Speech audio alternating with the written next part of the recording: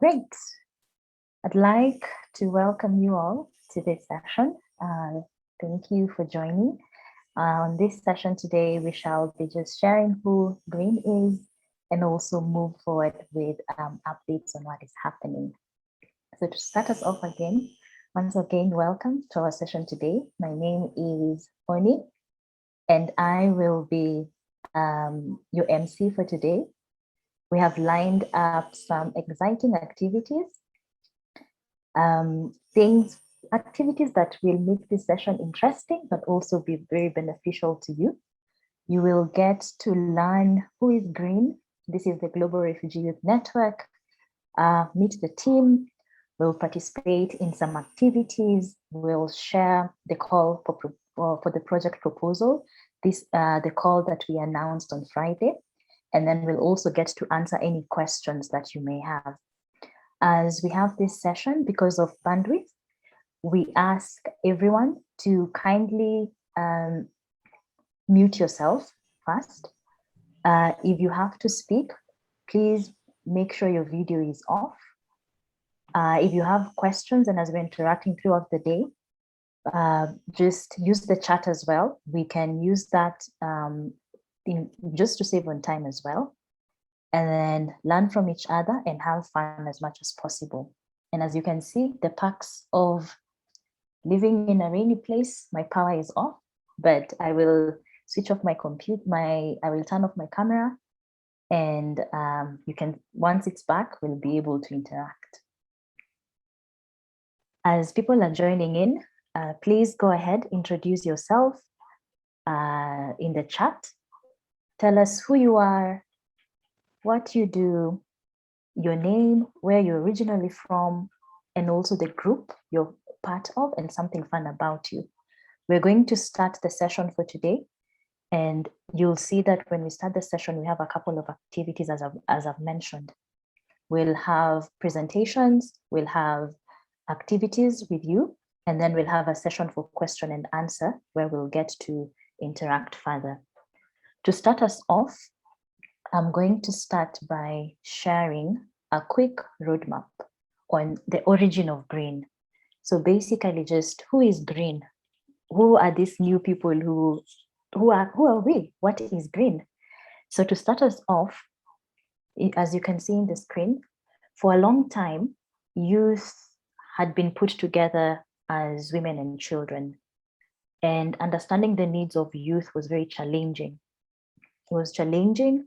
And in 2015, Women Refugee Commission, UNHCR, and other partners came together to run a consultation. And this consultation was called the Global Refugee Youth Consultation, where they wanted to really understand the needs of young people. And during this consultation, over 1,500 young people participated in this consultation from over 22 countries from around the world. They talked about their challenges, they talked about solutions, but then they also talked about possible recommendations on how these challenges can be solved. And they took all these findings from this report and they put it together in a report that is called the We Believe in Youth. And this is something you can read at your own time. After this consultation, the engagement with young people changed, and this is between 2016 to 2018.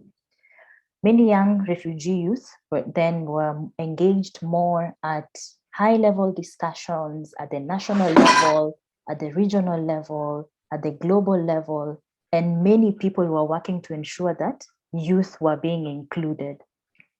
Out of the recommendations and the solutions that the youth shared during that consultation, they had various sort of recommendations. But one of the recommendations was to create a group that would advise UNHCR and how it works. And in 2017, the UNHCR Global Youth Advisory Council was created. And it was created to advise UNHCR and the partners on how they work with and for young people. The council did a great job. They're still in existence and they're doing an amazing job to ensure that youth perspectives are included in policy discussions, in whatever discussion that will happen, that the young refugee youth voices are incorporated from all the different diversity that we have as young people. The council also worked to ensure that the perspective of young people are incorporated into a process that is known as the Global Compact for Refugee. What is the Global Compact for Refugee? It's basically a new approach to work better with refugees as partners, where refugees can also be involved in developing solutions for their challenges. There's a link that has also been incorporated in the chat. And if you look at this link later on, it's a 1-minute video just highlighting what is the Global Compact for Refugee. The council, which is the UNHCR Global Youth Advisory Council, was structured in a way to allow members to be part of it for 2 years. And then the new members would transition out and become alumni so that they would create space for new young people to come into the council and continue with the advocacy effort. So really that creating of spaces to ensure that refugee youth perspectives are included. And with its existence all the way from 2017 to 2021, a lot of people had transitioned out. And alumni who had transitioned out between 2017, 2018, and 2019, as well as 2020, some of them decided to come together to ensure that the expertise and the experience that they had learned during that whole process would be incorporated, or they could share it with other young people in their community or in the different spaces of work they're doing. So what did they decide to do? They came together and they decided to continue building upon the work that the Global Youth Advisory Council was doing, the work that other networks, such as the Global Refugee-led Network, which is another different network, that they had already started building that space for refugee engagement. So they came in and they really wanted to just support that effort. And how are they doing this? So with the Global Refugee Youth Network, they decided to share the expertise and support young people at the local level to also strengthen their capacities with the work that they're doing. So in short, who or what is GRYN? The Global Refugee Youth Network, who are the organizers of this call today, is an independent youth-led network that supports young refugees to develop their capacities, empower themselves, help each other, and lead initiatives to respond to their communities. So these are needs that they may have, and at the same time, really just advocating at different levels. This is from the national level to the regional level to the global level for changes that they feel is important for young people. So in a nutshell, this is basically the origin of GRYN. GRYN didn't just start out of the blues. I'm just doing a quick recap for those who have just joined us. I have just shared that GRYN was built in a number of years, and it took a lot of different people who gave into GRYN to make sure that GRYN came into existence. And as I've said, GRYN is the organizer of this call. I'm part of GRYN, and we're hosting this call to make sure that you can get to understand who are the people who've organized the call for the proposal, and who are GRYN people, who are the GRYN members. And before we even get to the more technical aspect of it, we want to take this opportunity as well to just do a quick reflection, a reflection from all of you, just to hear from you as well. We want to hear from you and your experiences, but before we even get to that, I want to show all of us some pictures just to show you the progress and the efforts that we had taken to make sure GRYN was built, or the efforts that the young people have made sure to make sure GRYN exists. So if you can see on your screens right now, I've just highlighted the steps and the process and the procedure and the many young people, over 1,500 young people, who led into making sure that refugee youth engagement, refugee youth participation is considered at all aspects. So all these pictures you see on the screens are different young people at different stages who engaged with the Global Refugee Youth Consultation, others engaged with the Global Youth Advisory Council, others engaged with other networks such as the Global-led Refugee Network. We have so many networks that have been in existence that all these young people were part of. And they were leaders just like you, representing the issues of their community. So we want to get into a session where we get to do a quick reflection and we get to hear from you. I've just shared the origin of GRYN, and I want to hear from all the participants, or most of the participants on the call. What challenges do young refugees face in your communities? Because we are all leaders and we really want to hear from you. As a leader, what are some of the challenges young refugees face in your communities? And how we're going to do this, we want to make sure that we interact, all of us. We hear the different responses you have. So if you want to make an intervention or respond to this particular question, what challenges do young refugees face in your community? Kindly raise your hand if you want to share your experience. Keep your response brief, a minute preferably, and then you can also share your response in the chat because we want to hear from you and see the challenges we face in our community similar? Are there challenges that young refugees face in the community similar? What is the difference? So I'm gonna pause here and interact with all of you. If you have a response to that particular question, do raise your hand or unmute yourself and make your intervention.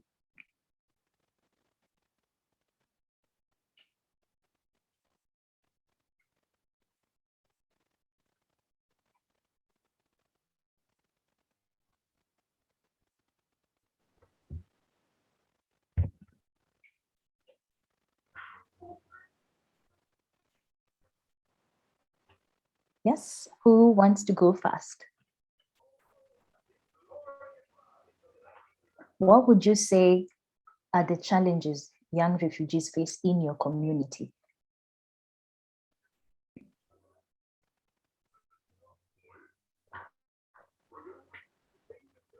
And I can see, let's see, I can see someone has raised their hand. Please go ahead and mute yourself and just share. Hello, can you hear me? Yes, I can hear you quite well. So I am Pachara. I'm an Afghan refugee living in Pakistan. Well, the challenges we are facing, one of the very first challenges that we're not getting admission in universities, colleges. And in the last 3 to 4 years, the rules and policies have been very strict in all schools and colleges and universities for refugees, because they are asking us to admit ourselves or enroll ourselves as a foreign student, not local student. And if we enroll as a foreign student, we have to pay triple as much as the local students. So this is one of the basic, I think, challenges that we are facing. Second challenge that we are facing is that we are not getting jobs. Afghan refugees, I can say about myself and my sister as well. We have applied for as many jobs.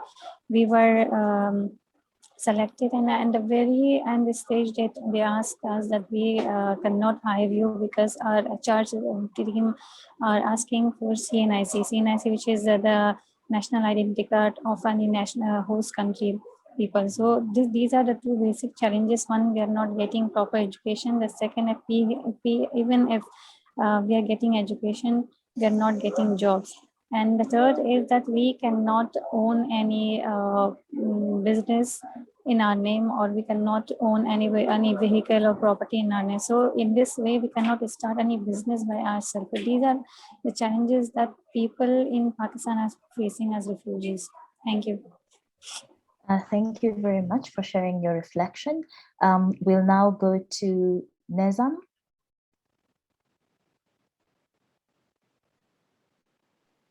Hello, can you hear me? Yes, I can hear you quite clearly. This is Nizamuddin from Bangladesh refugee camp. I live in also Bangladesh refugee camp. I have born in refugee camp. My fathers and mothers left to Bangladesh in 1992, and I have born in 1998. And I am studying through DAPIA scholarship program. I want to put my challenges here is that is in Bangladesh, there is for the refugees, there is only primary education is here. Primary education is available here, but there is no facility for secondary and higher education.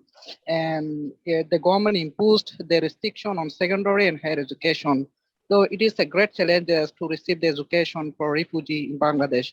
And other challenges is the women and girls educations and women empowerment also. In my country, the women doesn't want to involve any kinds of jobs and any voluntary service, as because there is a problem of the host community and refugee community. If any refugee works outside the camp or inside the camp, the host community people teach to the girls and women. So it is a kind of challenges. And beside this, and there is other challenges. That is whenever the youth girl go to a schools, who can go to a school like this, and they suffer the teachings of the local community, host community. This is a kind of challenges. I think you better understand. Yeah, thank you very much, Nizam, for also sharing the challenges that the young people in your community face. Will then Leslie go to Joel? Yes, thank you very much. I hope I am well heard. Yes, we can hear you quite clearly. Okay, thank you very much. Yes, I'm Joel Amani from Nakiva Refugee Community, and I'm glad for the voice given. Part of a social enterprise that is empowering youth refugees through social entrepreneurship and business development. So basically, I would say quite one of the biggest challenge that is faced by refugee youth here is lack of employment opportunities and occupation. Now, this becomes an instigation to bring other challenges like trauma and also lacking purpose for the refugees.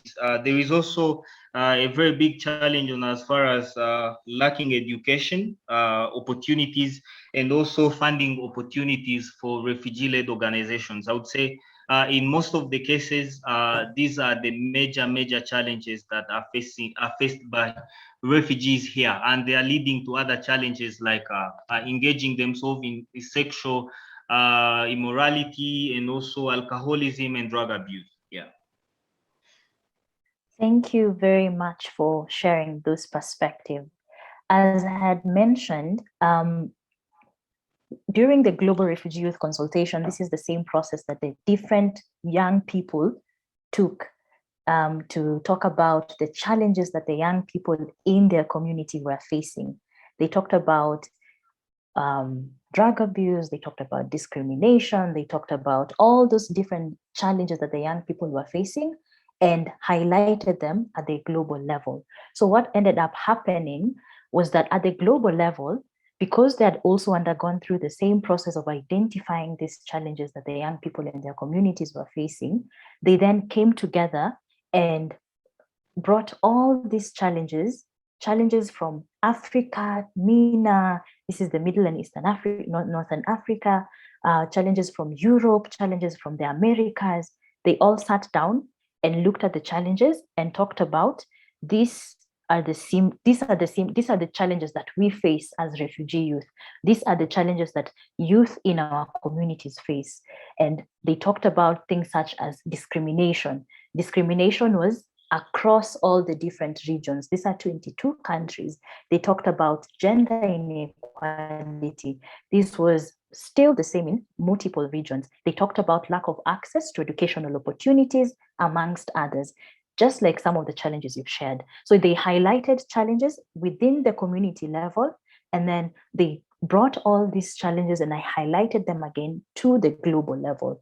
But at the same time, they also went further and shared recommendations on what needs to happen. And this was shared through we are calling them the 7 core actions for young people. And as you can see on the screen, these are basically what action needs to happen at the global level so that we can solve the challenges at the local level. And one of the, you can look, if you look at the coaction one, the link to the coactions will also be shared in the chat that you can access later, talked about empowering refugee youth through meaningful engagement. What did this mean? It meant that we need to be very intentional in ensuring that refugee youth can advocate for their own issues, that refugee youth can be part of different leadership systems, that refugee youth, when decisions are being made, that they can also be involved in that particular process. And then if you look at coaction 2, there are 7 different coactions. So coaction 1 all the way to coaction 7. Coaction 2 then talked about it's really important to recognize and utilize and develop refugee youth capacities. What does this mean? It means that they need to be included, and it means that they also need to be employed. So if you look at what you've just shared the challenges that young people are facing in your community, and then recommendations or frameworks that needs to happen at the global level to ensure that the challenges that young people are facing in the community are tackled in a very systematic way. And all this coaction provide ways in which not only governments can work on this, but it also provides ways in which refugee youth, in which different organizations can work to make sure that these challenges are tackled. I'm going to go again back to the pictures just to share with you. I had shared this initially, but I also want, for people who've just joined, we were just talking about the process that the young people have taken to ensure that their perspectives are included at global level. So on the screen, you will see youth leaders from different parts of the world, others who've been advocating on youth issues, others who've really been making sure that they speak on issues about the young people so that they can be included, so that their perspective can also be shared. So as you're looking at the pictures, please keep on including your questions in the chat. I've just shared a general overview on the origin of GRYN, which we will share this recording again for people who've missed, and we will hopefully get to the questions you have in the chat. And I will now want to take this opportunity to just hand it to my colleague Farida, who will now talk about what GRYN does, so that you can all get a better understanding before we get to the next items on the agenda. Farida, are you on the call? If yes, I'm handing it to you now. Thank you, Fonny. Good morning, good afternoon, good evening, everyone. My name is Farida, as Fonny mentioned. I'm happy to meet young people all around the world today. I'm eager to learn from you, and as long as we share everything with us and we share ours. So I'm going to talk about what exactly GRYN do, our objectives as GRYN members or GRYN team and a group. The first objective of GRYN, we support and strengthen refugee youth-led initiatives at the local level, and even we build refugee youth capacity and skills to lead, run projects, and advocate. GRYN facilitates networkings amongst refugee youth and with youth or humanitarian focused organizations. We support young refugees to do policy advocacy on issues of importance to them, like today, and we develop refugee youth research skills.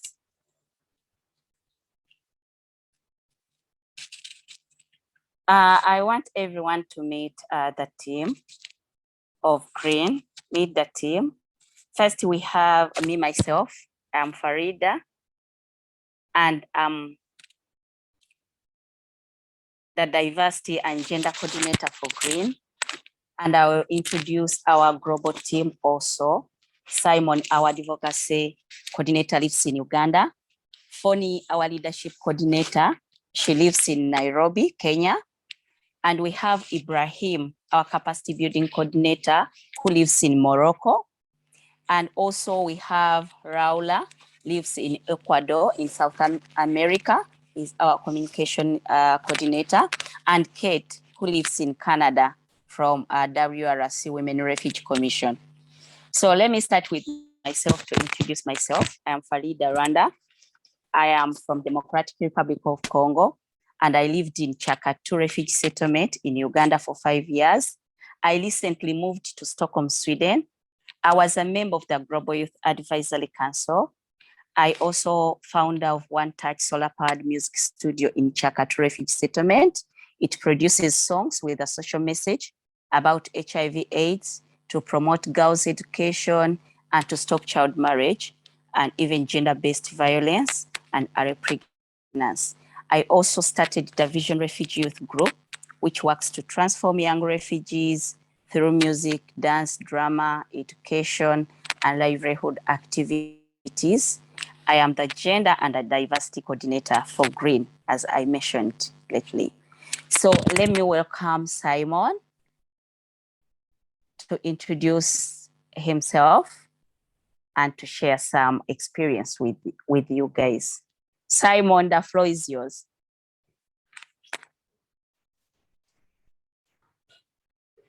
Thank you so much, Farida, for giving me the opportunity. And hello to everyone who has joined the call. Hello to everyone who has joined the call. I'm called Simon Marotolo. I'm original from South Sudan, but I'm currently based in Kampala, Uganda. In 2015, I participated at the Global National Consultation for the Refugee Youth in Uganda, and I was selected for the global consultation, which was done in Geneva in June 2016. In 2018, I was also appointed by the chairperson for the African Union to be an advisor for the African Union Youth Network. The work that we did from 2018 up to February 2021.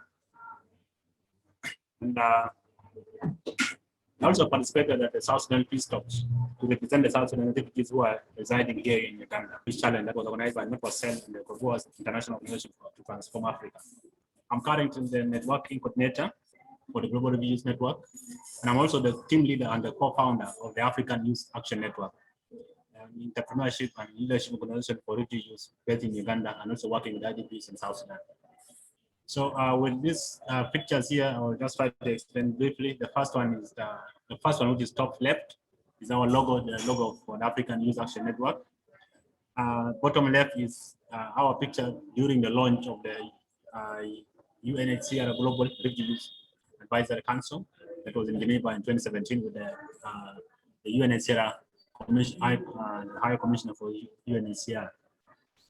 On top right is me and the African Union Youth Envoy meeting the President of South Sudan while we were advocating for the African Youth Chapter. That was in 2019. And the last one is a picture of refugee youth attending one of our training, the Peace Ambassador training in Rhino Camp Refugee Settlement. Thank you so much. I would like to welcome my colleague Laura to also to take the floor and introduce herself. Laura, you're most welcome. Thank you, Simon, and hello, everyone. My name is Laura Valencia, and as you can read in my biography, I'm a makeup artist. I'm from Colombia, but currently living right now in Santo Domingo, Ecuador. This is in Latin America, and I have a master's degree in my area, but I have knowledge in social media and digital and content marketing. And I participate in the national consultations in 2015, and I was selected to the global consultations in Geneva. As Simon mentioned, we was partners on that too. And then I was selected to be member of the Global Youth Advisory Council for 2 years. I participate in several high-level events, such as meetings with the United Nations High Commissioner for Refugees. And always I mention the importance of young refugees working for and with other refugees, becoming a source of information and inspiration for different actors in identifying sustainable solutions to challenges faced by refugees. For me, it was also very important in this meeting mention the need and work supporting young people who are leading projects in their communities.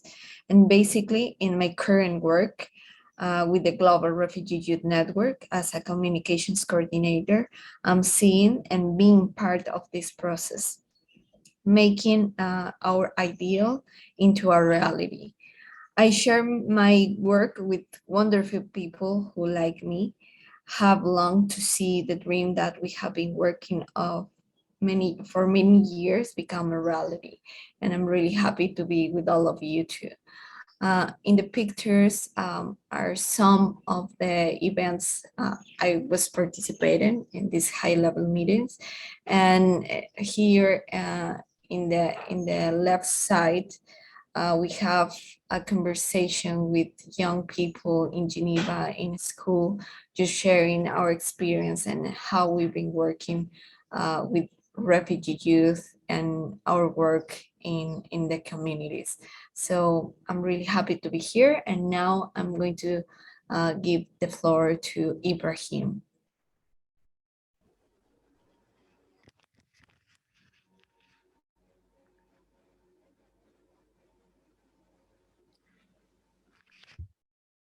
Bonjour à tous. Tout d'abord, je vais parler en français. Après, il y aura une traduction. Donc, je m'appelle Ibrahim Saleh et je suis originaire de la République centrafricaine et actuellement basé à Rabat au Maroc.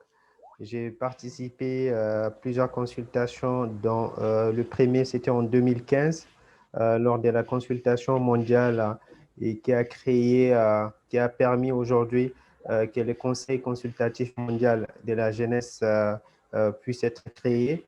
Je suis aussi président d'une ONG qui s'appelle Vivre Ensemble.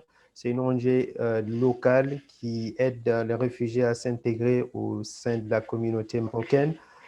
Personnellement, j'estime que chaque réfugié a le droit de vivre une vie normale.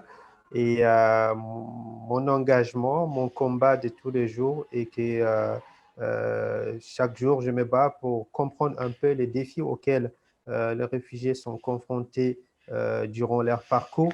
Et par la suite, afin d'adopter une solution durable, donc l'aspect la plus gratifiant de mon expérience a été de créer des liens entre le membre, c'est-à-dire le membre du GIAC tout d'abord, sur le plan personnel et aussi sur le plan professionnel.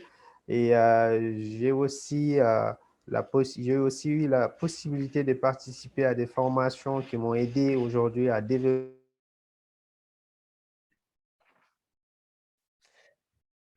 Translating for Ibrahim, I am from the Central African Republic, and I'm currently based in Rabat, Morocco. I participated in the national consultations for youth in 2015, and I was membre du GRYN et de transmettre ces messages que j'ai appris depuis 2015. I am Ibrahim. I'm from the Central African Republic, and I'm currently based in Rabat, Morocco.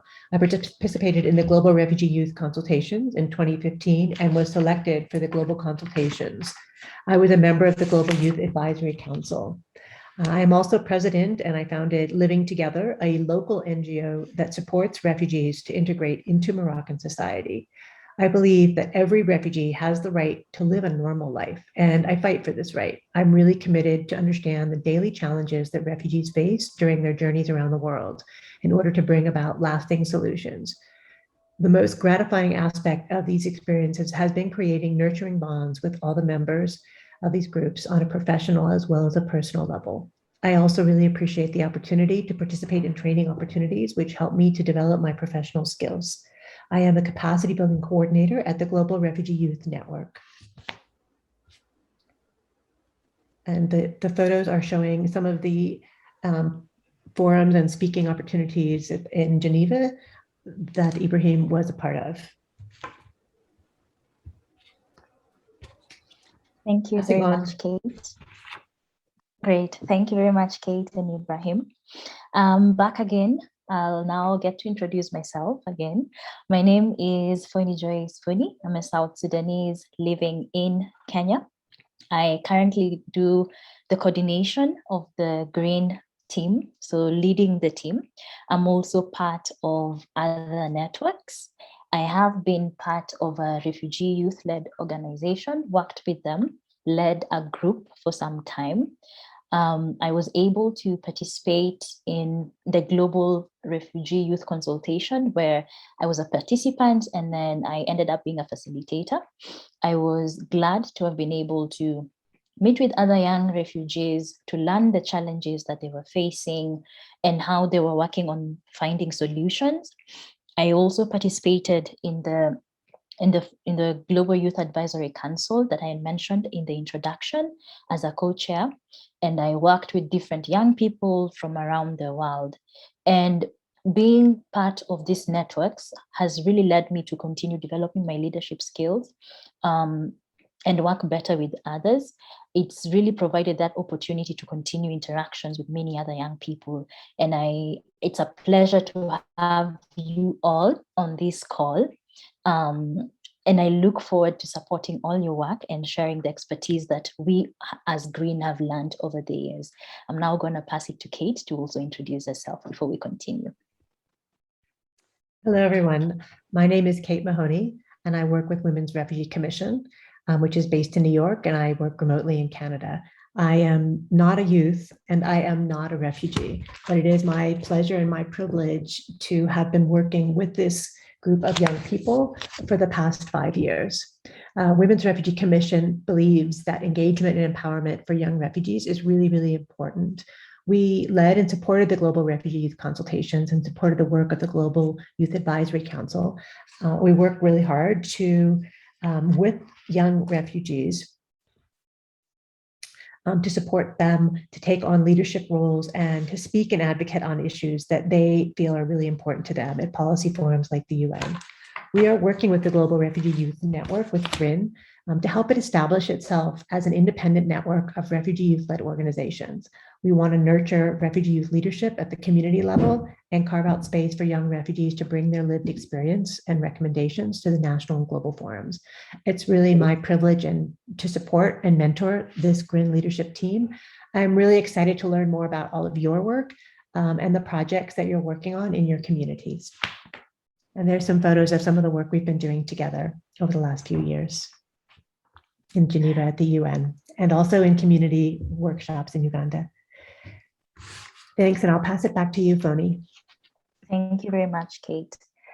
As you've all seen, we've just done a quick first section of who GRYN is, how GRYN came to be, who are the people leading within GRYN, and the objectives that we have within GRYN. And as Laura said, as the GRYN, we're very keen on supporting refugee youth-led organization. And according to us, refugee youth-led organization, which we are calling RYLOs, an acronym, they have the following characteristics. They can either be registered or they cannot be registered. They are led by young people between the ages of 15 to 30. They have members, teamwork. These are people who they work with, so teamwork, those efforts. They work to solve the challenges in their community. And as you have heard, Simon, Farida, and Ibrahim, all of them, they lead different RYLOs. These are refugee youth-led organizations, and they've been leading them for some time. So just to also kind of like share more in regards to these characteristics, we're going to hear from Farida about her work and the work that she's been doing. So I'm going to ask her some quick questions and then we'll get to hear from her. So Farida, welcome to this particular segment. We're very keen to hear from you. How did you start the Vision Group and what does the Vision Group do? Thank you so much once again. As Foni mentioned, I'm Farida, Rwanda. When I started the Vision Group, it's from my life experience led me to start One Touch and the Vision Refugee Youth Group. I found it is a safe space for me and other refugee girls who are experiencing the same I went through, like child marriages, teenage pregnancy to become a teenage mother, SGBV, domestic violence. And in a refugee community, the first thing you see is a 13-year married girl or a mother. And this pushes me to dig at the host community for money. I save to start something which can change my past and support my family and now the community. And I thank God that always I was dreaming to be a change maker and to change my community. And then now I've seen it in my community where I was in Chaka. That is the first thing I started with. I dug and then I saved. After I saved, I started the Vision and One Touch Studio. Yes. Thank you, Farida, for that. Maybe just on the profile of your group, who are your group members and are you a registered RILO? Yes, we are registered. The Vision Group is a non-profit profit and registered organization by the government of Uganda as a CBO, community-based organization. And in my group, we have different young people from different diversities and backgrounds, and even different personalities, both male and female. When I flash back about diversities, those are from different countries, refugees from different countries, and even we have some host communities. We have Congolese, we have Rwandese, we have refugees from Burundians. So we have different in the community and different tribes. And then when we come to the backgrounds of each and everyone, we have child mothers, we have those who were in a kind of sexual exploitation, we have LGBTI, we have different people, and we respect their privacy. So that is the Vision Group. Yeah. Thank you, Farida, for that. Also, another follow-up question. What would you say are some of the challenges you've experienced and how did you overcome the challenges? The challenges we expecting, it's not different from other youth groups. Like we have a limited facilitation. We don't have things what to use. And in the community, when we have groups like the Vision Group, many young people, they have a lot of expectations from us, and we are not yet there to be a big organization. And what we do exactly to overcome some of the challenges in the community, first, we do awareness and sensitization on different topics like ACR, we do through music, dance and drama, and even to train young people how they can even them to start other groups to work on other kind of advocacy or other work in the community. We have adult literacy where we train young girls like me who have not had any chance to join school or any class to learn English as it's the official language in Uganda. And then we have mentorship programs where we train other young people groups to how to organize their groups, or even to see that their groups are growing, and even to see what kind of projects they can start with in the community, the simple one. So, and this, we help many young people on how they can run their groups. And even we have livelihood programs. We train skills like in tailoring, hairdressing, and those skills like a tailoring, those girls, after we train them, they start making things like bags, which they start having an income in their homes to support them, even to get things they lack. because it's another challenge for them.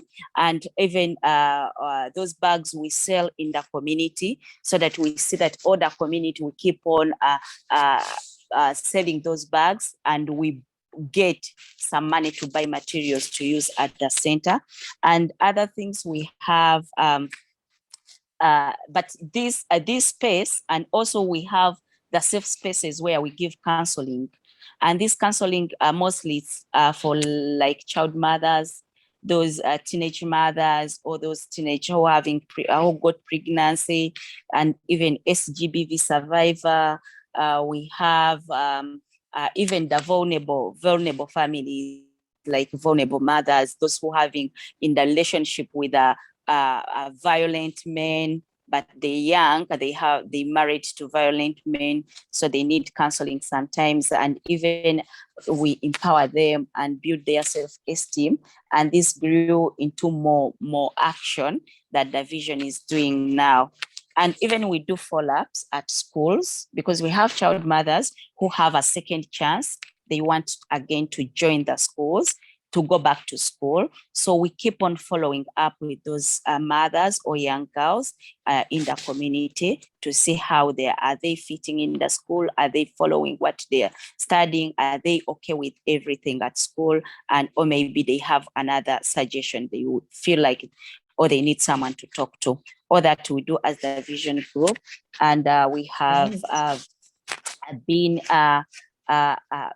those who have been affected by the situation, we give them hope and to know they are loved. We have the eager at the vision, those the income generating activities to transform lives from their vulnerability into strength.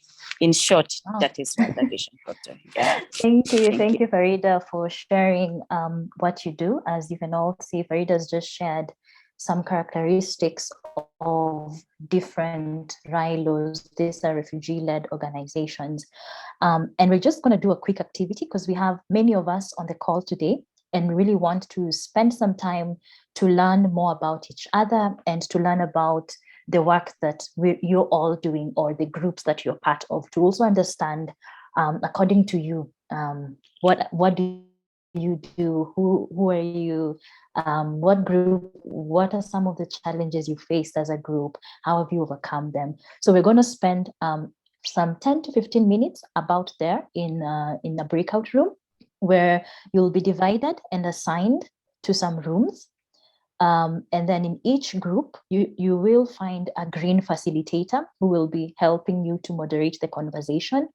The discussion will take 10 to about 12 minutes maximum.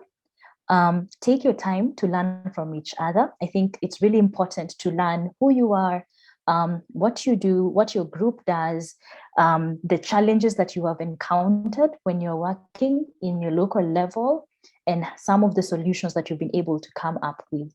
After the discussion is over, you will be brought back to the main room, where I will get to give you more instructions on how you can share your feedback.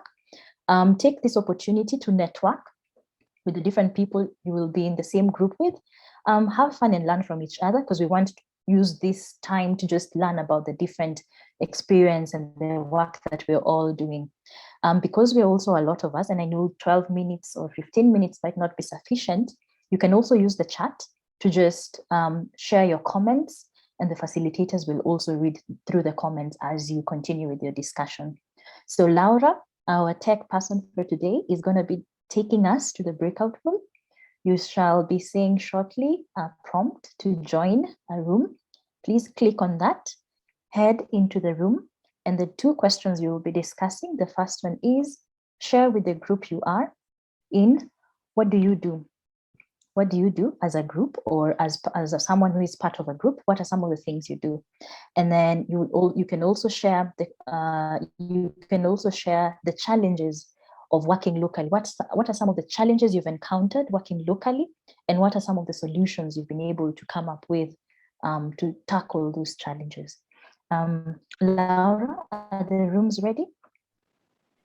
Yes, everyone is going to receive a message to accept and join to different groups. Please press the blue button just to accept the invitation, okay? Now I'm going to send to all of you. If you don't have maybe the option, just leave here in the main room and we will be discussing about these 2 points. So everyone is going to receive.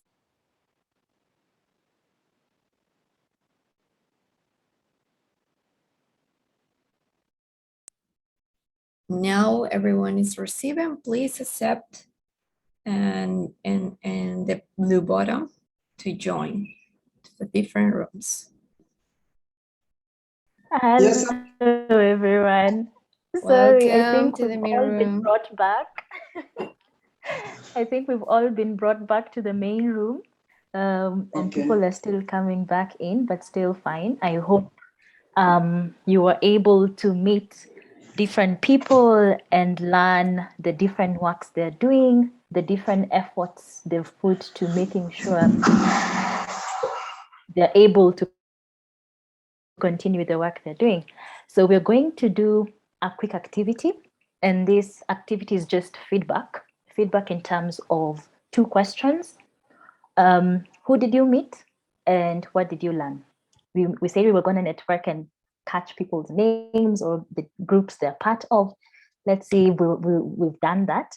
So how we're going to do this, I'm first of all going to read some instructions on what we're going to do. Because we're many of us and we want everyone to at least speak and say who they've met, we won't be unmuting people to speak, but we will be using the chat to provide our feedback. How we're going to do this, I'm just going to read the instruction, then we can do the activity itself. So we're going to go, all of us are going to go into the chat section, and then with the 2 questions that I've just asked, who did you meet and what did you learn? You will type your answer. I will give us about a minute to type. Please don't send your answer yet. After that, I will count down 1, 2, 3. Then all of us at once will send in our response. And then I'm going to read some of the comments that you have shared. I hope you've been able to meet people and interacted on what they're doing, and you've learned something about the work they're doing. So all of us head into the chat section. Open the chat section. This activity is called a chat storm. Storm meaning everyone is putting in all their thoughts at a go. Go into your chat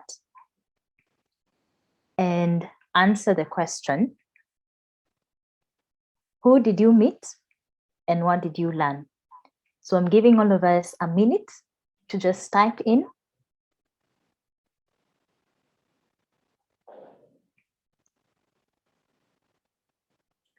I hope everyone is typing. I'd be keen to hear who you've met.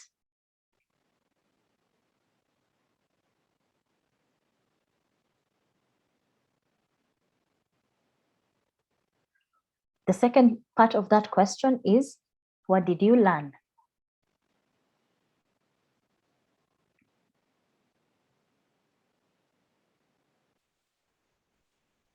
So I'm just gonna count down 1, 2, 3.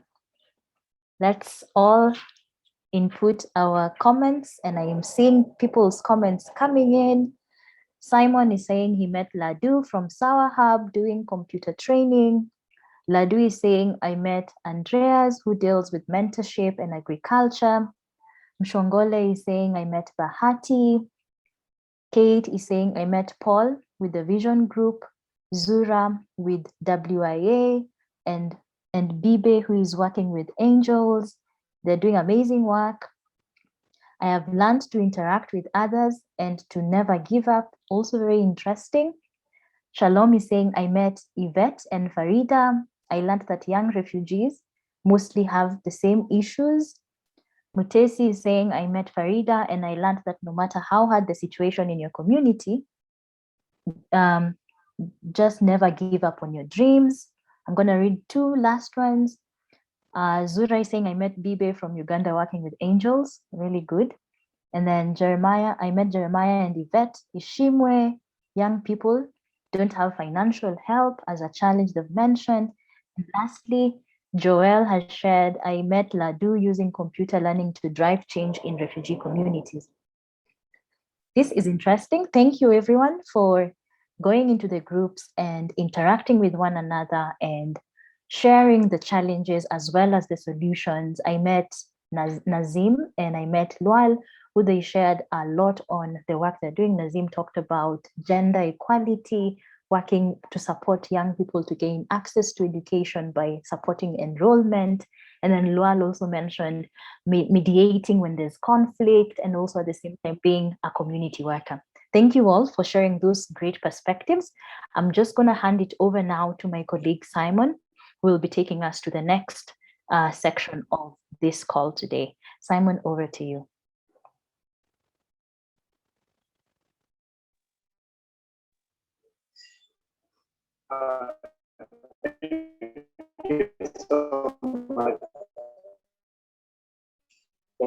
Thank you. Simon, your connectivity is cutting a bit. Can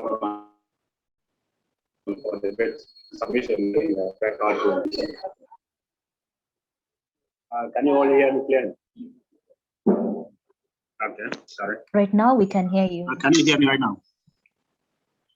Okay, thank you so much and welcome back from the chat room. And, so I'm going to be taking you briefly through the summary of our outcome online survey that we did in April this year as the Global Refugee Youth Network. And these responses are actually, some of them are taken from you and people who are taking part in this session today. We really thank you so much for taking part in the online session in April. Give us what you are doing, tell us what challenges you're facing and how you're also responding to this challenge. So I'll go briefly through the outcome. I encourage all of you actually to keep the question coming. Use the chat room for actually sending us questions. We shall respond to them shortly after this presentation. So here is a quick overview of the participation of refugee-led organizations according to regions, according to their gender, status, and then the ages. So you can see from based on regions, Central America had 10.4%, Asia Pacific had only 2.6%. We had guys from Southern and Eastern Africa with 67.5. I think this is the highest number of the recorded responses. So based on gender, we had 28.4% female, 70.4% identified as male, and then 1.2% identified as transgender. And on his status, refugees had actually 84% of people actually who say they are refugees that responded. Then asylum seekers are 3.4%, 3.7 I mean. Nationals are 7.4, and others are 4.9.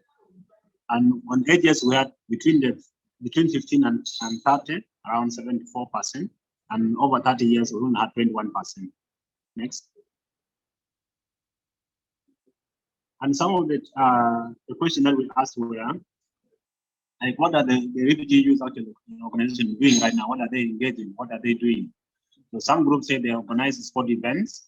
Some say they organize sport cultures, music, dance, and drama. Some say they support skill building in their communities. Others are using saving groups and loan groups to actually empower women, empower girls. Others are actually combating gender-based violence, as we have just heard from our groups from the chat room. And some are into environment and climate change. Next. And during the survey, we also asked, like, what are the challenges that the thing that we have actually asked you today?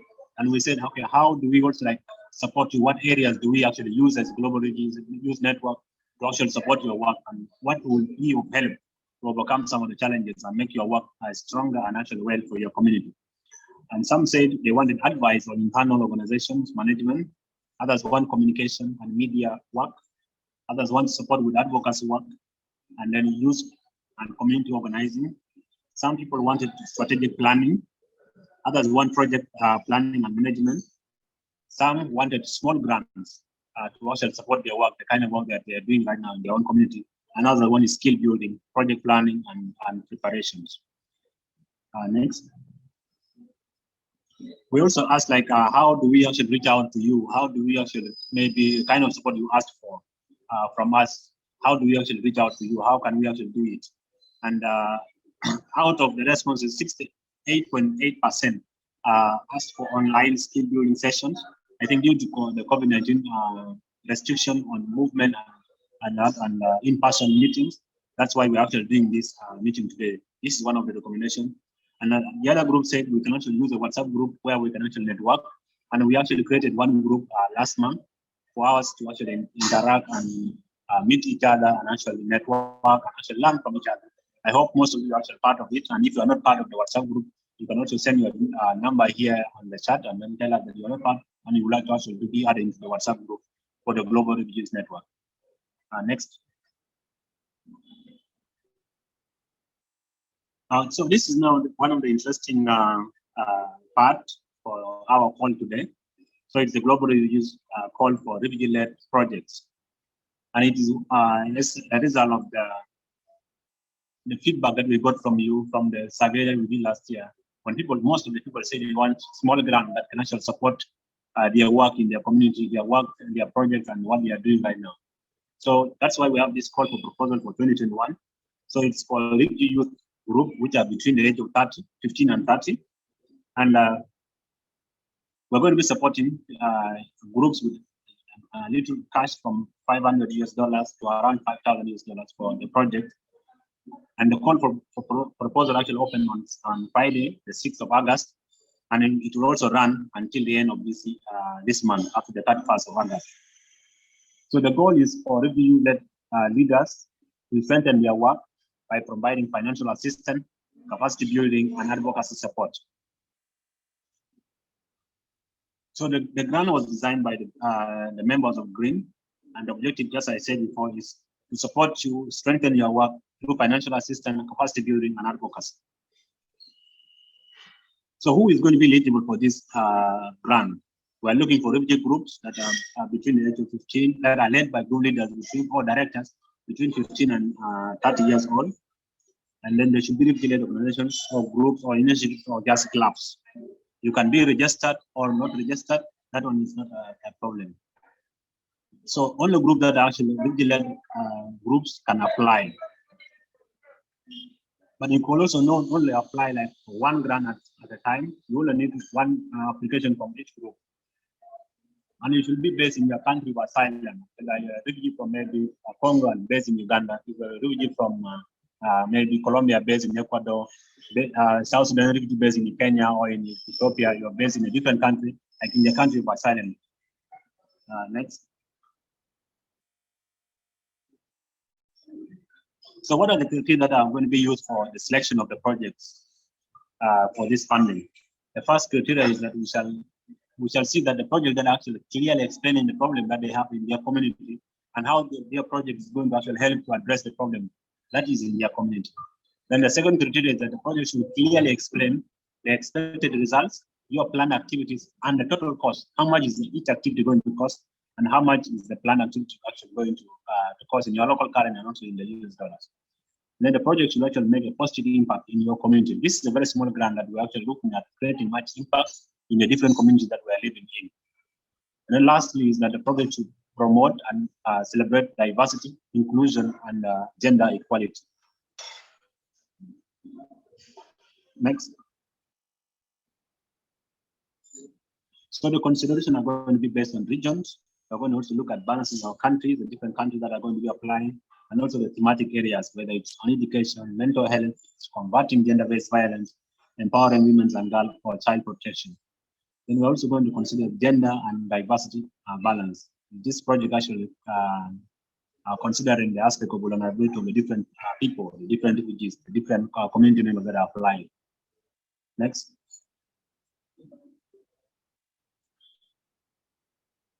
So some of the dates that are actually very important is that this application opened last week on Friday, the 6th of August, and they will be closing on the 31st of August, 2021.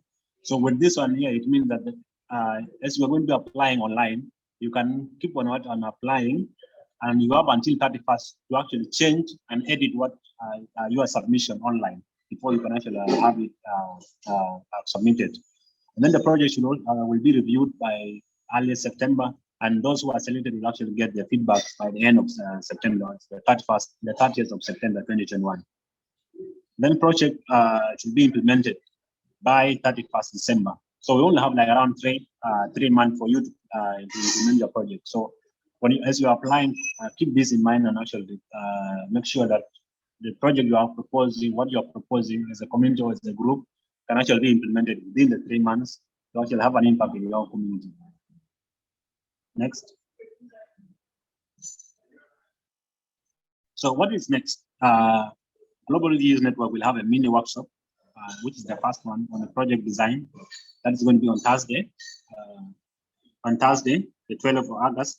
And the objective of this mini workshop is to focus on developing projects, design skills, provide practical advice on how to apply for green project, and also like how do you do assessment, how do you do project design, how do you complete the project funding application form, which is actually right now running, and how do you also explain your ideas in the project document that we also have. We have a project document and also a budget template that you can also use. So we shall use our session on Friday to actually answer questions from you and also the challenge that you're always facing with the application, online application form.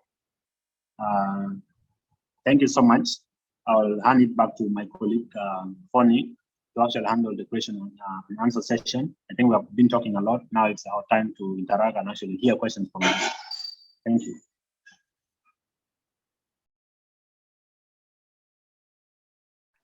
Thank you very much, Simon, for taking us through the document, as well as the exciting part, which is the call for proposal.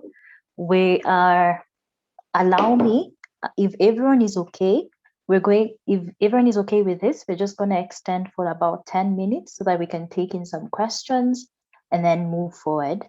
So instead of ending at 3:30, as we had initially said, we'll probably end at 3:40, and we can now just go straight into the Q&A. And I see Bahati has raised his hands.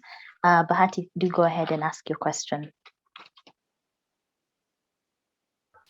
Warm greetings, everyone. It was really wonderful to be part of this program, and I've learned a lot from everyone who have contributed. My question is on this opportunity that you have actually availed for us to apply for funds. Well, I didn't take much time after seeing the opportunity that was shared to us. I've actually already applied, but I wanted to raise something that I saw just now that I wanted to ask, because I indicated in the project that I would want to actually implement the project next year, but I didn't really get the clause where it was supposed to be completed by December this year. So I just wanted to alert in case you see my application, maybe I'm actually, if there's any consideration in any way, I'll be ready to start and actually complete within the period that you gave. Yeah. Thank you very much, Bahati, for that question. Simon, do you want to answer it, or should I go and answer it? Let's go ahead and answer it. Okay, perfect. So what we're hoping to do is that all the projects that come in, we're hoping that most of the people can plan to implement it by the 31st of December. And since you've already submitted your application, you can still go in and edit your application. We're hopeful in special circumstances, we might think about the timeline, but for now, all the criteria and all the things that people need to plan around is really just to try and implement by 31st of December, unless there's some special circumstances. Okay, thank you so much. I'll do that. Great. Is there any other hand that has been raised?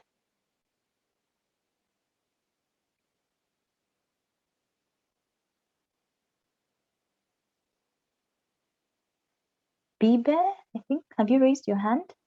Mshongole, go fast, then we'll come back to Bibe. Go ahead, Mshongole. Yes, thank you very much for the floor. I just have one concern, a suggestion. If it will be allowed that it may be considered, it will be okay. Because I just observed that there have been some people jumping in, going out. This is due to the internet situation as coverage around. Maybe in Uganda, one of my situations. So I would suggest, if possible, that the money of the training we have been taking here to the amazing trainings and teachings, that we may get them on soft copy, if possible, to share them with us on emails. That could help, I think. Thank you.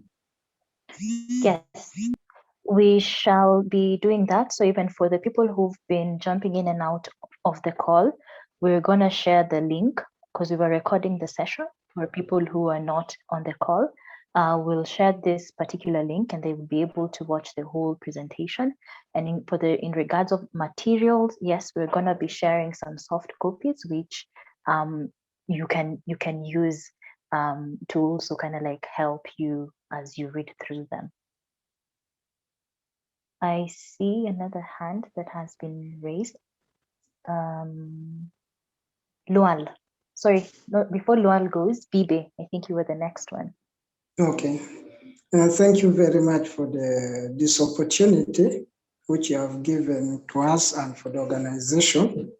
My question is that, like for our case in Uganda, the issues of lockdown, however much at this time they have given partial lockdown, but we don't know yet what next. Now, in case maybe the lockdown happened, because the way we are seeing the situation again, we are expecting that there might be another lockdown. Then we don't know, in case by December, which you expect the activities to start being implemented, and we are ready, maybe the government has again announced another lockdown. So how in that situation, how will you people help or intervene in? Thank you very much, Bibi, for that question as well. Just as I mentioned, in some circumstances, we can figure something out with the group leaders who would, in case projects are selected and such a scenario happens, then we will work out a modality with a group. So for now, we're targeting 31st as the deadline, as the implementation deadline. But in case there's such scenarios or circumstances that call for some considerations to be taken, we're also flexible to do that. But we will only do that when we are clear that this is happening and we can clearly see it and we can figure something out on how to work around that. So that shouldn't be a big worry for now. Okay. Thank you. Before I proceed, is there anyone else from the team, from the GRYN team, who also wants to respond to any of the questions, or do we proceed to the next questions? We are going to share all the necessary information from since different platforms. For example, this call is recording and we will be sharing the recording on our YouTube channel, and we're going to send the link. So I am leaving in the chat box some of the links of our YouTube, Facebook, and Instagram, when is the place that we share the information normally. And I was sharing the call for proposals too. So if somebody don't have access yet, you can just click on the link and get all the information. But we will be trying to make all the possible thing to send you all the necessary information to get these workshops and this information to apply. Thank you very much, Laura. Thank you, Fonny. Yeah, go ahead, Simon. Yes, so there were two questions that were in the chat before. One was from Lual, then the other one was from Joel.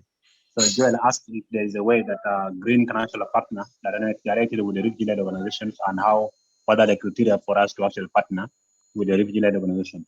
I think, Joel, it is through opportunities like this, like the call for proposal that we have right now, that we can actually work together and see a best ways of how we can actually support what you do in your community and how you actually do it.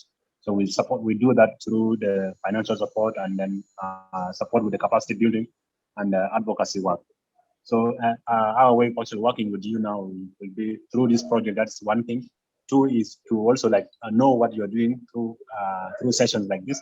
So when we know what you do, we can actually be able to engage you more. Maybe sometimes when partners call for a speaker, maybe from the refugee groups, or maybe a refugee-led organization trying to do something on the ground, maybe in the areas of climate change, women empowerment, peace building, we can actually recommend you as a GRYN to also have your voice actually shared outside, and then to also have you exposed in other circumstances that you might actually not have the opportunity to actually be exposed in. So I hope that helps you, and maybe clarifies on the question. The second question was from Lual. He said, what is the media, the ways for us to actually engage and to maybe communicate? Because he said, I think he sent an email that we have not responded. I'm not sure which email you use, but if you use the gryn2050@gmail.com, I'm very sure our team members will actually be able to actually respond to you. So I'll also put the email here again in case of anything, in case of any question that is concerning our way of work, how we do our work. I will put the email here.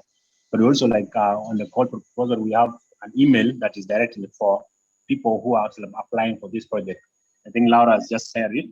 It's specifically for question concerning the call for proposal that we actually have. Thank you so much. Thank you very much, Simon and Laura, for providing those answers. I see 3 more hands raised. We're going to take these questions and then look if we are still within the time limit. Joel, do go ahead and ask your question. Yeah, thank you very much again for the opportunity. Yeah, my question is, how many people are going to get selected, first of all, for this award? And secondly, what is the follow-up strategy for the winners of the award? What's next? What does GRYN plan after winning the award? So in regards to what next after winning the award, 2 things that will happen. The interaction that we're building is not just a sort of one-off interaction, just as Simon has mentioned. By this interaction, by people who will win the award, by people who might not win the award, it also provides the space for continuous engagement in advocacy at global level, at regional level, at national level. But we've planned to make sure that it's not just about winning the proposal and not really enhancing the skills that people might need. As Simon took us through, you've seen all the list of different activities or capacity building needs that many young refugee groups need. So that is what we're going to be doing. We're going to be making sure that even if there's that call for proposal, there's still other avenues of engagement to really enhance your skills. If it's managing organization, what are some of the hands-on skills do you need to have? Financial management. So really just putting in place all those little steps to ensure that after the whole project, it's not that RYLOs or refugee youth-led organization are still in a position to effectively apply for further grants that might come in the future. And that's one of the biggest aim. We want to make sure that if any refugee youth-led organization is applying for future grants, that they do know if you're applying for a particular grant, and this is the documents that you will be asked. If it's a project, if it's a project design, how do you work on it? That's why we're having the next session on the 12th to just work with the different RYLOs and just kind of like show them, if you're designing your project, this is what you need to do. If you're analyzing a problem, this is how you need to analyze it, so that when donors are reading your submission, it's quite clear and it's quite easy for them to also work through. On the other question, how many people will be selected. We're hoping as many as possible. So make sure your proposals are really good. I can't give you an exact number right now, but we want to make sure that we can take in as many young refugee-led organizations so that they can get to that level. We can amplify the work they're doing. I hope I've answered your question. I'm gonna throw this to the team again. Any further answers on that, or are we good to go with the next question? Joel says it's cleared. Okay. I think there's no any question on that. The next person is Lukudu. Yes, thank you for giving me this privilege to air out my question. First of all, I wanted to apologize for joining late because I didn't got the message earlier. I was so busy with the schedule, so I just found when Simon was, making some clarity about the refugee-led organization. And actually, my question is, since you need people to apply in a group, and I have my group that currently we are developing a project based here at Kalabaye Settlement Camp here in Kenya, and will they be considered, or you are considering only students that are participating in the Global Refugee Youth Association? So that was just my question. Okay. So just to clarify, the call is for all young people who are part of a group, who are leading a solution in their community. What we're really emphasizing on is that we want, if you're implementing a particular project, we want you to be accountable. If you're part of a group, you have to be accountable to the group. The group has to know that you're applying for this particular call. The second thing, the group doesn't have to be registered. It can be registered or not registered, as long as you're doing an activity that is impactful for your community, then it's good to do that. Then the third thing, this call, as I've mentioned, is for everyone. It's not only for people who had filled in the survey, but it's also, that's why we've published it, making it a call for proposal, calling all young people from different parts of the world to really apply and share with us what they're working on, and how we can see how we can scale up the efforts they're doing. So you can apply, you could do. Simon, any follow-up answer you'd want to share?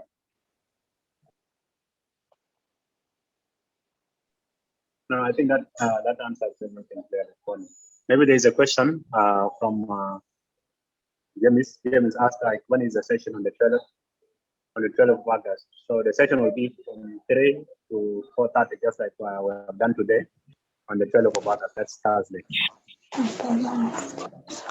And Laura, sorry. So it is 2 p.m. Geneva time, and then for those in East Africa, it's 3 p.m.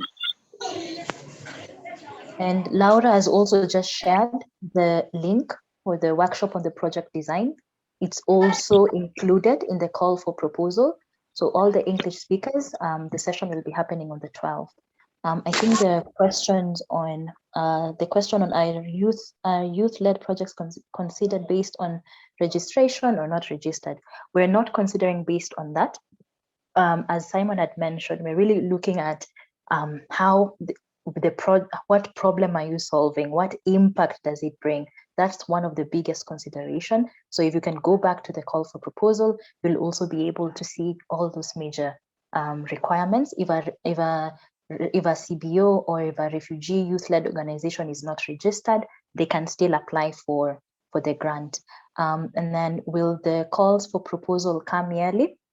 We pray that it's going to come yearly. For now, yes, we're hoping it's going to come yearly. This is the first one we're doing. So really looking forward to just continuing supporting the different youth groups and the work they're doing. And I will now come back to Paula, who has raised her hand to ask her question.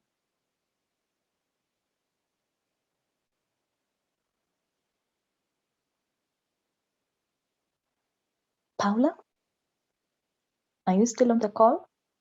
If you're speaking, I think you're on mute. Can you hear me now?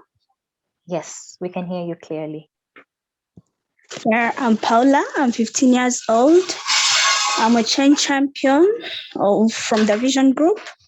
I've never done this before, filling a proposal, but I've been writing poems to strengthen my other refugee girls. And my dream has always been starting up a library and implement roadside reading to inspire my fellow girls. And even through this lockdown, I just wanted other youth, all young girls like me, to keep studying because they're passing through a lot. And this girls staying at home, not going to school, like not studying, is bringing a lot of problems. And it also hurts me seeing my friends getting teenage pregnancy and other problems, And I've been asking if anyone could can anyone help me with this? And I even don't know the name I could give the project. No worries, Paula. Thank you very much for sharing your passion and really deeply expressing what you really want to do. So the first thing with how we can assist or how we can help during this process, as you've all seen, we have GRYN membership on the call.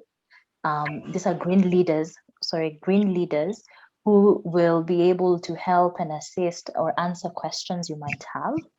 So the first thing that you can do, Paula, on 12th, when we have the session that's on Thursday, it will be a good place to kind of like start, because we'll be looking at, when we're talking about a problem, for example, we don't only talk about the problem, but we also look at the impact, and then we also look at the root causes, and then we also look at the different aspects of it. How do we then solve this problem? What is your role in the problem? What is the role in solving the problem? What is the role of other people in solving the problem? So that in itself will kind of like provide a good way to start on addressing the challenge that you have identified. And then with the call for proposal, we have a couple of tools that we shared with the call for proposal. So we'll also be sharing these tools. How do we fill these particular tools? How do we make sure that when I am filling out my call for proposal, I have already outlined my problem, the expected results, the income, not the income, but the impact that will come out of it. And then at the same time, the activities that I need so that I can get to that outcome or that result I want to see. So we will do that, and we will take all the people through that so that they can understand the document. So when you go and fill it, you'll feel it, and you will be able to express your passion the way you've expressed it on this call on that particular document. And we will be there to answer your questions. Please, if you have questions as you're filling in the call for proposal, send in your questions to the email for the call for proposal, and we shall be able to answer as soon as possible, because we want to make sure that you get in your proposal and we're able to really scale up the activities you're doing. Is there any other further question? I can't see any in the chat. I am going to just pass it to one of our colleagues, Kate. We'll just say a quick word and then we'll wrap the session and move on to the next thing. Thank you so much, Phony. This has been a great session. It's really our first session with information about GRYN. It's been a really amazing experience learning about all of you. We thank you for your participation, your engagement, and your really good questions. We hope that you will join us for our workshop #1 on project design on Thursday, so we can talk in a little bit more detail and practical way about different aspects of project design. And it's workshop #1. We hope we'll have more in the future, and we plan to. We look forward to seeing your project proposals and learning more about your work. So huge thanks to all of you for participating. And we're really excited to begin our relationship and start working with you. Great. I hope Thank everybody you. has a great afternoon. Over to you, over to you, Phony. Great. Thank you very much. Looking forward to seeing your amazing project. And once again, ask questions. We have the emails, we have the social media pages, and I'll include everyone who has shared their contacts in the WhatsApp group, and we can always interact there and exchange ideas or questions that you might have. Other than that, I wish you all a really good, great evening, and we shall see you soon. Thank you very much for staying even beyond the assigned time. Have a good evening, everyone. Bye. Likewise, bye. Bye-bye. Bye See bye. you Bye bye. guys. Yeah, on Bye. Thursday. See you on Thursday. Bye. See you guys Thank you on so much. Bye bye. Thursday. See you on Thursday.